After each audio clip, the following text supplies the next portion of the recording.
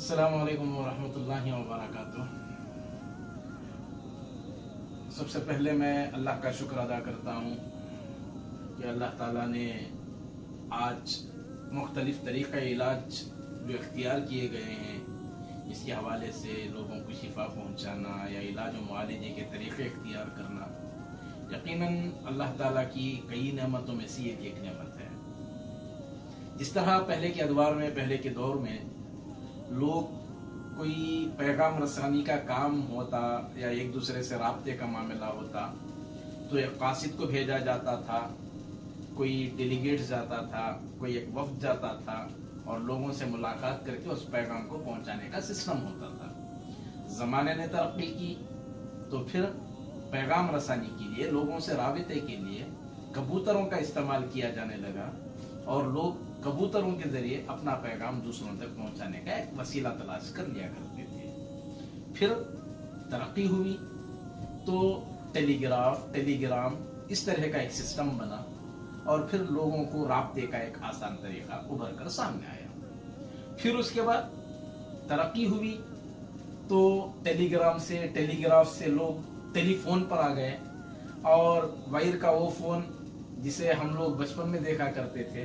तो उस फोन के जरिए लोग राबता करते, डायल करते, बोल घुमाते और फिर दूसरी जगह पैगाम जाता, लोग आवाज सुनते और वही समझा जाता था कि वायर है जो कनेक्शन एक दूसरे से करने में मदद कर रही है। फिर और तरक्की किया जमाना तो लोग मोबाइल पर आ गए और सिर्फ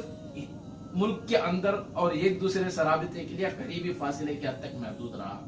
आज टेक्नोलॉजी ने ऐसी तरक्की का दौर देखा है कि सिर्फ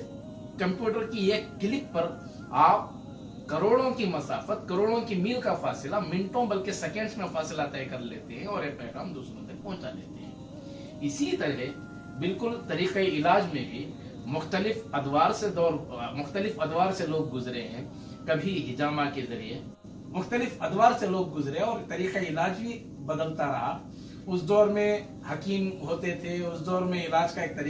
तरीका होता था और रसूल अकरम सल्लल्लाहु अलैहि वसल्लम की सीरत का अगर जायजा लें तो हिजामा वो वाहिद इलाज है जहां इंसान को तशफ़ी बख्श इलाज होता है और वो खुद को मुतमईन महसूस करता है, इत्मीनान बख्श महसूस करता है, खुद तबीयत में एक हल्कान सा महसूस करता है। वाहिद वो तरीका है और दुनिया की शायद कोई भी ताकत कितनी भी तरक्की कर ले, फिर उसी पॉइंट पर वापस होना है जिस पॉइंट पर अल्लाह के रसूल सल्लल्लाहु अलैहि वसल्लम ने निशानदेही कर दी। किसी भी मैदान से, चाहे वो जंग का मैदान रहे, यहाँ तक कि बैतुल खला में बैठने का तरीका भी अल्लाह के रसूल सल्लल्लाहु अलैहि वसल्लम ने सिखाया। इतना मुकम्मल मजहब है हमारा। तो उस हवाले से अगर देखा जाए तो हिजामा यकीनन एक तारीखी इलाज है जिसके बारे में कोई तसव्वुर नहीं किया जा सकता। कर ली, डॉक्टरों ने इतनी तरक्की कर ली, टेक्नोलॉजी ने इतनी तरक्की कर ली, ममालिक तरक्की पजीर हो गए, लेकिन तरीक़े इलाज, उस इलाज में आज भी कहीं ना कहीं कशमकश पाई जाती है। लोगों में तशफ़ी बख्श इलाज मुकम्मल होता है ऐसा दावा नहीं किया जा सकता, लेकिन हिजामा वो वाहिद इलाज ऐसा है जहां पर इंसान कहीं ना कहीं खुद को एक तशफ़ी बख्श इलाज किया है ऐसा दिल को महसूस होता है। और ऐसे शायद बहुत कम पॉइंट्स हैं, बहुत कम सेंटर्स हैं जहां पर इस तरह के तशफ़ी बख्श इलाज होते हैं। खुशकिस्मती के शहर बेंगलोर में लाराई हिजामा सेंटर, जहां पर इतने कीमती आलात के साथ, ऐसे इक्विपमेंट्स और ऐसी सहूलतों के साथ, ऐसे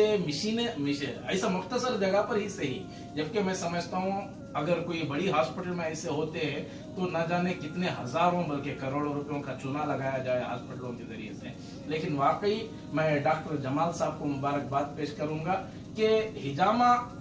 के तरीक़ाकार को इख्तियार करते हुए इतने कीमती मशीनरीज यहाँ देखने को मिलती हैं और इलाज के सिलसिले में जैसी जरूरतें होनी चाहिए, अल्हम्दुलिल्लाह लाराई हिजामा सेंटर में उस किस्म के इलाज पर बहुत ज्यादा जोर दिया जाता है। यकीनन मैं मुबारकबाद पेश करता हूँ। वैसे मुझे भी जो शिकायत अक्सर रहती है कि ये एड़ी के बाजू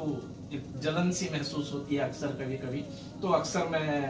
मोहतरम डॉक्टर जमाल साहब से रब्ता करता हूँ और तरीक़ा इलाज को अपनाने की कोशिश करता हूँ हिजामा के ज़रिए, ताकि कुछ इत्मीनान हो जाए। बहरहाल इस इलाज के बाद हालांकि इससे दवाई भी अगर इस्तेमाल करें, डॉक्टर्स के पास भी जाएं, कोई टैबलेट्स वगैरह भी इस्तेमाल करें, मैं समझता हूँ कि शायद वो तरीक़ा इलाज